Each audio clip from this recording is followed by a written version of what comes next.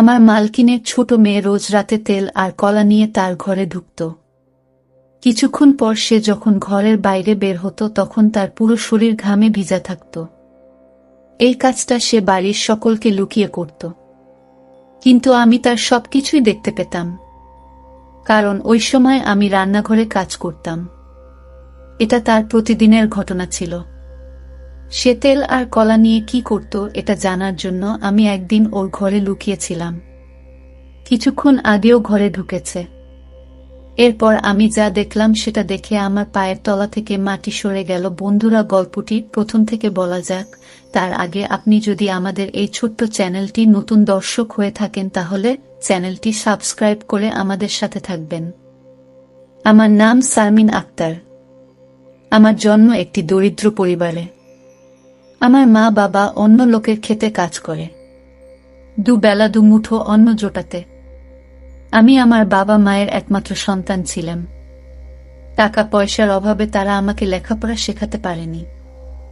আমাদের কোনো রকমে দিন কাটত। আমার বয়স ছিল 11 বছর। মা বাবাকে সারাদিন কাজ করতে দেখে আমার খারাপ লাগত, আর তাই আমি ওদের সাথে কাজ করতে চলে যেতাম। কিছুদিন পর বাবার খুব শরীর খারাপ হয়। আমরা ওনাকে হাসপাতালে নিয়ে যাই। সেখানে ডাক্তার আমাদের হাজার হাজার টাকা খরচের কথা বলে। আমাদের কাছে এত টাকা ছিল না, তাই মা জমিদার বাবুর কাছে যায়, যার খেতে আমরা কাজ করতাম। মা জমিদার বাবুর কাছে আঁচল ছড়িয়ে ভিক্ষা চায়, কিন্তু জমিদার বাবু এত টাকা দিতে রাজি হয় না। উনার কাছেই কয় টাকা দেয়া কোনো ব্যাপার নয়, কিন্তু তাও উনি কোনো সাহায্য করলেন না।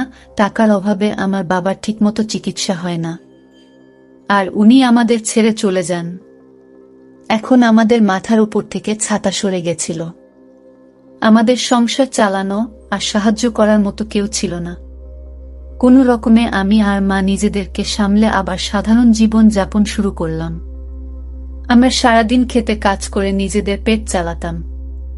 ভেতরে ভেতরে আমার জমিদার বাবুর উপর খুব রাগ ছিল, কিন্তু আমার কিছু করার ছিল না। একদিন শহর থেকে কিছু ধনী লোক আসে। তারা জন্মদিন পালন করা উপলক্ষে গরিবদের ভোজ খাওয়ায়।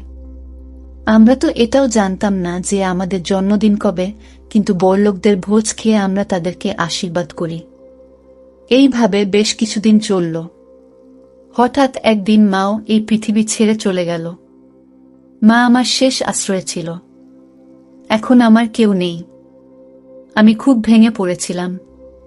এই অবস্থায় আমার কাকা কাকিমা আমাকে তাদের বাড়িতে নিয়ে যায়, কিন্তু কাকা কাকিমা কখনোই নিজের মা বাবা হয়ে উঠতে পারে না।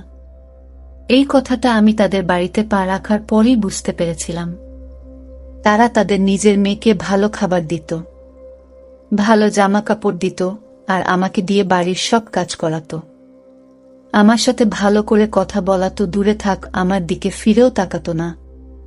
কিন্তু আমি এটাকে নিজের ভাগ্য মনে করে মেনে নিয়েছিলাম। একদিন আমি যখন বাসন মাজছিলাম তখন কাকা শহর থেকে ফিরে আসেন। এসে আমার কাকিকে বলেন যে শহরের এক বাড়িতে কাজের মেয়ে দরকার। আমরা বরং শারমিনকে সেখানে কাজ করতে পাঠিয়ে দিই। সাবিনা ওখানে কাজ করবে, আর আমাদের হাতে টাকা আসবে। আমার কাকিমা এই কথাটা শুনে খুব খুশি হন। আর হবে নাই বা কেন, কিছু না করে টাকা পাওয়া যাবে যে। পরের দিন কাকা আমাকে শহরে নিয়ে আসেন, আর এক বড় বাড়িতে নিয়ে যান, যেখানে একজন মহিলা, তার 2 কন্যা সহ মোট 3 জন একসাথে বসেছিল। কাকা ওনাকে সালাম করেন, আর আমার দিকে ইশারা করে বলেন যে আজ থেকে আপনার বাড়ির সব কাজ এই মেয়েটা করবে। আমি ওকে সকালে এখানে দিয়ে যাব, আর বিকেলে ফেরত নিয়ে যাব। সেই ম্যাম সাহেব আমার দিকে তাকিয়ে জিজ্ঞেস করেন যে আমি তার বাড়ির সব কাজ করতে পারবো কিনা। আমি মাথা নাড়ালাম। আমি জানতাম যে এত বড় বাড়ির সব কাজ একা হাতে সামলানো খুব একটা সহজ হবে না, কিন্তু আমার রাজি হওয়া ছাড়া আর কোনো উপায় ছিল না। কাকা কাকিমার ভয়ে আমাকে রাজি হতে হলো। সেই মালকিন আমাকে সব কাজ বুঝিয়ে দিলেন, আর আমি রান্নাঘরে কাজ করতে শুরু করলাম। আমি সারাদিন কাজ করতাম, আর রাতে কাকা আমাকে বাড়ি নিয়ে যেত। বাড়ি গিয়ে শুকনো রুটি খেয়ে গরমের মধ্যে ঘুমিয়ে পড়তাম। পরের দিন সকালে কাকা আমাকে আবার মালকিনের বাড়িতে দিয়ে আসত। কিছুদিন এইভাবে চলল। একদিন মালকিনের বাড়িতে অনেক অতিথি আসে, আর তাই কাজও অনেক বেড়ে যায়। সেই জন্য মালকিন আমাকে বাড়ি পাঠায় না। উনি আমার কাকাকে বলেন যে যতদিন আমার অতিথিরা এই বাড়িতে আছে ততদিন শারমিনকে এখানে থাকতে দিন, কারণ রাতে সবাই দেরি করে খায়, তাই কাজও অনেক বেড়ে যায়। কাকা আমাকে না নিয়ে বাড়ি ফিরে গেল। আমি অনেক রাত অবধি কাজ করতাম, আর মালকিন তার বাড়িতে থাকার জন্য আমাকে একটি ঘর দিয়েছিলেন। কাকা কাকিমার বাড়িতে থাকা থেকে আমার এখানে থাকতে বেশি ভালো লাগতো, কারণ এখানে আমি ভালো খাবার পেতাম। আমার শোবার ঘরে পাখা ছিল, তাই আমাকে আর গরমের মধ্যে ঘুমাতে হতো না। কিন্তু আমি যখনই মালকিনকে তার মেয়েদের সাথে দেখতাম তখনই আমার নিজের মায়ের কথা মনে পড়ে যেত। এইভাবে কয়েকটা দিন কেটে গেল। মালকিনের অতিথিরা ফিরে গেল, কিন্তু মালকিন আমাকে বাড়ি পাঠালেন না। তিনি আমার কাকাকে পরিষ্কার করে বলে দিলেন যে শারমিন এখন থেকে এখানেই থাকবে। মালকিন আর তার ছোট মেয়ের সাথে আমার ভালো সম্পর্ক গড়ে উঠেছিল। উৎসবের দিন মালকিন আমাকে নতুন জামা কাপড় দিতেন। ওনার ছোট মেয়েটি খুব ভালো ছিল, আমার সাথে খোলা মনে মিশত। কিন্তু ওনার বড় মেয়েটি একটু রাগী ছিল। সে আমার সাথে বাড়ির কাজের লোকের মতো ব্যবহার করত, আর আমার সাথে ঠিক করে কথা বলতো না। একবার মালকিন আর তার মেয়েদের একটি বিয়ের ফাংশনের জন্য 3 দিন বাড়ির বাইরে থাকতে হয়। যাবার আগে মালকিন আমাকে তার বাড়ির দায়িত্ব দিয়ে যান। বলে যান যে তার বাড়ির খুব ভালো করে দেখাশোনা করতে। আমি অনেক দিন ধরে ওদের দেখাশোনা করছিলাম, তাই ওরা আমাকে বিশ্বাস করত। আমি বললাম যে এত বড় বাড়িতে আমার একা থাকতে ভয় লাগবে। তাই মালকিন আমার কাকাকে ডেকে পাঠান আর বলেন এই 3 দিন আমার সাথে এই বাড়িতে থাকতে। কাকার সঙ্গে সঙ্গে রাজি হয়ে যায়, আর মালকিন বেরিয়ে পড়ে। আমি কাকা আর আমার খাবার বানালাম আর খেয়ে শুয়ে পড়লাম। রাত 12টার সময় কাকা ঘুম থেকে উঠে ঘরের দরজা খুলে বাইরে বেরিয়ে গেল।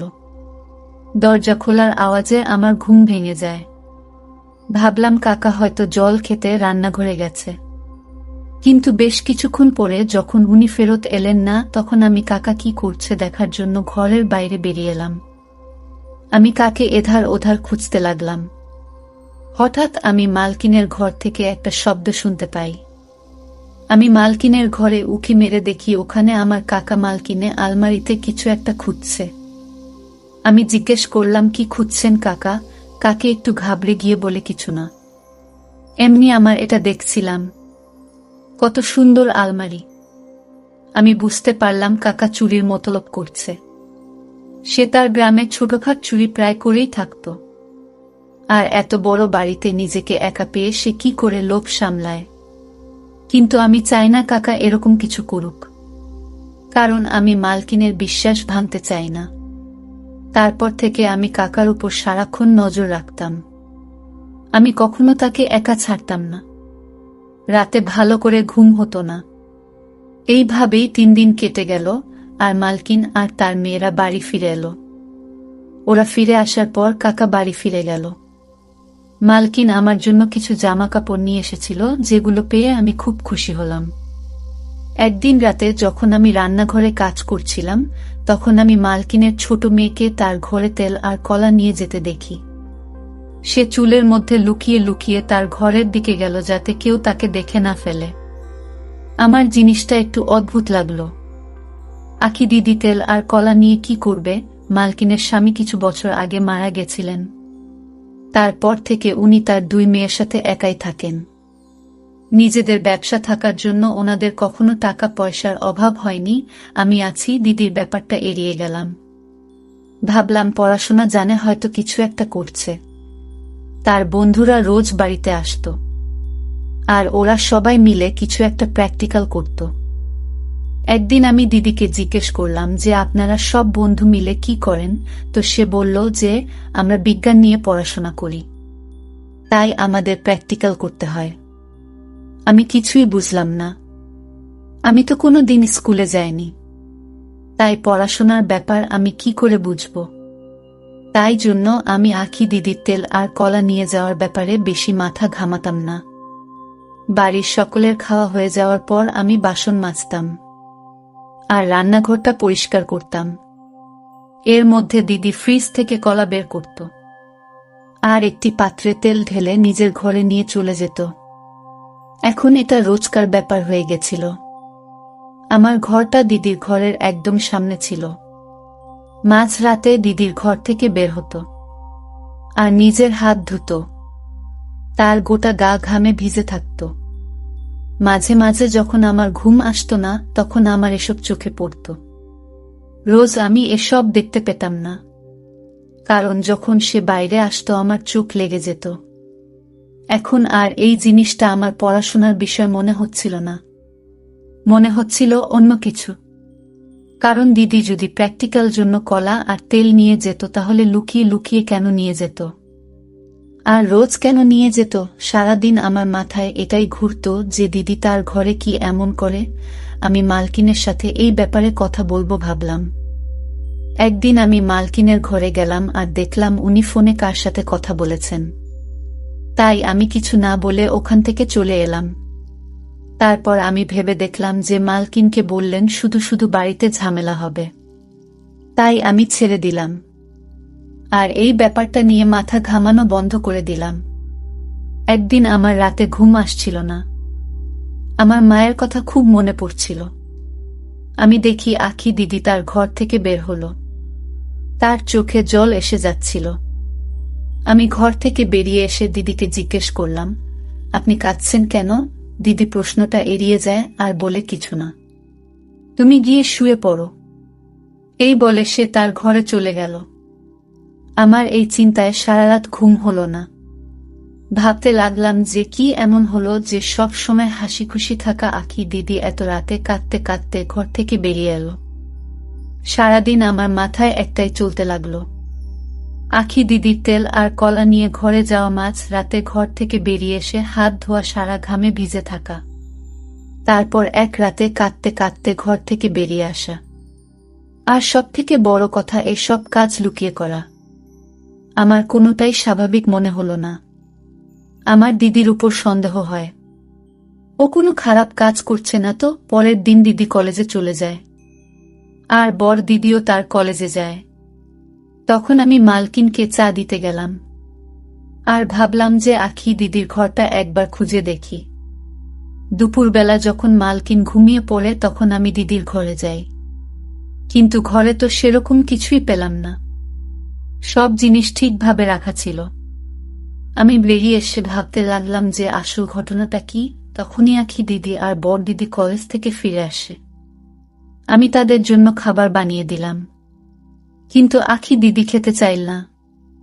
সকালেও সে ঠিক করে জল খাবার খায়নি। আমি অনেকবার করে বললাম যে দিদি খাবারটা খেয়ে নাও, কিন্তু সে রেগে যায় আর আমি চুপ করে যাই। কিছুক্ষণ পর আমি ভাবলাম যে দিদিকে একবার জিজ্ঞেস করি তার কি হয়েছে, কিন্তু তারপর মনে হলো যদি সে রেগে যায়, আমার আখি দিদির জন্য চিন্তা হয়। আমি যবে থেকে এই বাড়িতে এসেছি দিদি একবারও আমাকে বুঝতে দেননি যে আমি বাড়ির কাজের মেয়ে। সে আমায় কাকা কাকিমার থেকে অনেক বেশি যত্ন করেছে। কিছুক্ষণ পর আমার মাথায় একটা বুদ্ধি আসে। আমি যদি আজ রাতে আখি দিদির ঘরে লুকিয়ে থাকি তাহলে আমি সবটা জানতে পারব। আমি রাতে সবাইকে খেতে দিলাম, কিন্তু নিজে কিছু না খেয়ে দিদির ঘরে গিয়ে একটা কোণায় লুকিয়ে পড়লাম। আমি এমন সময়ে তার ঘরে ঢুকলাম যখন সে রান্নাঘরে তেল আর কলা নিতে গিয়েছিল। আমি লুকিয়ে লুকিয়ে দেখলাম যে দিদি তার ঘরে এল আর ঘরের পেছনের দরজাটা খুলে দিল। আমার মনে পড়ল সেই দিন যখন আমি দিদির ঘরে এসেছিলাম, তখন এই দরজাটা আমার চোখে পড়েনি। হয়তো দরজাটার সামনে পর্দা লাগানো ছিল, তাই আমার চোখে পড়েনি। তারপর আমি দেখলাম যে দিদি ওই দরজা দিয়ে একটা মানুষকে ভিতরে ঢোকালো। আর তারপর যেটা হলো সেটা দেখে তো আমার পায়ের তলা থেকে মাটি সরে গেল। তখন হঠাৎ আমার হাতে চেনটা, যেটা আমার মা মেলা থেকে আমায় কিনে দিয়েছিল, সেটা খুলে মাটিতে পড়ে যায়। সেই আওয়াজটা শুনে দিদি মনে হলো যে তার ঘরে আরও কেউ আছে। সে উঠে তার ঘরটা খুঁজে দেখতে লাগল। আর তখনই একটা কোনায় সে আমাকে দেখতে পেল। দিদি আমাকে দেখে ঘাবড়ে গেল আর রেগে গিয়ে বলল, তুমি এখানে কি করছো? এইভাবে লুকিয়ে আছে কেন? দিদির রাগ দেখেই আমি একটু ভয় পেলাম। বললাম, আমাকে ক্ষমা করবেন দিদি, আমি কোনো খারাপ উদ্দেশ্য নিয়ে এই ঘরে আসিনি। আমার আপনার জন্য চিন্তা হচ্ছিল, কারণ আজকাল আপনি ঠিক করে খাবার খান না, আর সেই দিন আপনি কাঁদতে কাঁদতে ঘর থেকে বেরিয়েছিলেন। তারপর আখি দিদি আমাকে সবটা খুলে বলল। সে কোনো ভুল কাজ করছে না, বরং একটা মানুষের উপকার করছে। দিদি ওই লোকটার দিকে ইশারা করে বলে, তিনি আমার দাদু হন। আমার বাবা মারা যাওয়ার পর আমার মা ওনাকে বাড়ি থেকে বের করে দিয়েছিল। তারপর থেকে উনি একটা মসজিদে থাকেন। কিন্তু আমি এটা সহ্য করতে পারতাম না। আমি এই ব্যাপারে মায়ের সাথে কথা বলার চেষ্টা করেছিলাম, কিন্তু মা আমাকে খুব বকা দিয়েছিল। তাই আমি একটি প্ল্যান বানাই। আমি রাতে দাদুকে আমার ঘরে নিয়ে আসি, আর সকাল হলে ওনাকে পিছনের দরজা দিয়ে বের করে দিই। আমি দিদিকে জিজ্ঞেস করলাম যে সে তেল আর কলা দিয়ে কি করে। দিদি বলে যে দাদুর লিভারের সমস্যা আছে, তাই সে বেশি খাবার খেতে পারেন না, তাই উনি একবেলা খাবার খান। সকালে কলেজে যাওয়ার সময় আমি ওনাকে খাবার দিয়ে যাই।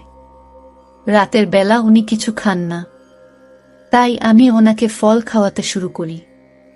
আর কলা তার সব থেকে প্রিয় ফল, তাই আমি রোজ রাতে উনার জন্য কলা নিয়ে আসি।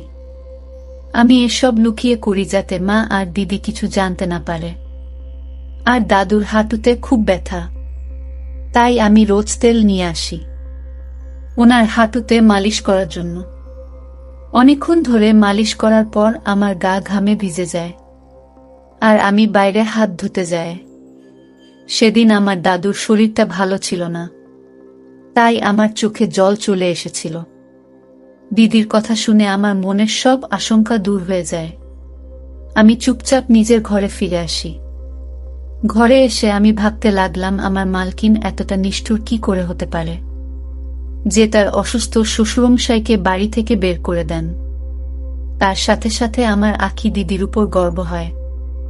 আজকালকার দিনে বড় মনের মানুষ খুব একটা দেখা যায় না, আর আখি দিদির মনটা খুব বড় ছিল। এই সমাজটা বড় নিষ্ঠুর হয়ে গেছে। তারা বয়স্ক মানুষদের বাড়ি থেকে বের করে দিচ্ছে। আমি ভালো করে বুঝতে পারলাম যে মানুষ অন্যের কষ্ট বোঝে না। যখন সেই কষ্ট সে নিজে অনুভব করে তখনই তার মর্ম বোঝে। আর বন্ধুরা, এই কাহিনী থেকে আমরা যে শিক্ষা অর্জন করতে পারলাম তা হচ্ছে, আমরা চোখের সব সময় যা দেখি তা নিয়ে সন্দেহ করা ঠিক নয়। হয়তো যা ভাবা হয়, কিন্তু ঘটনা তার থেকে আলাদা। তো বন্ধুরা, আজকে এই পর্যন্ত।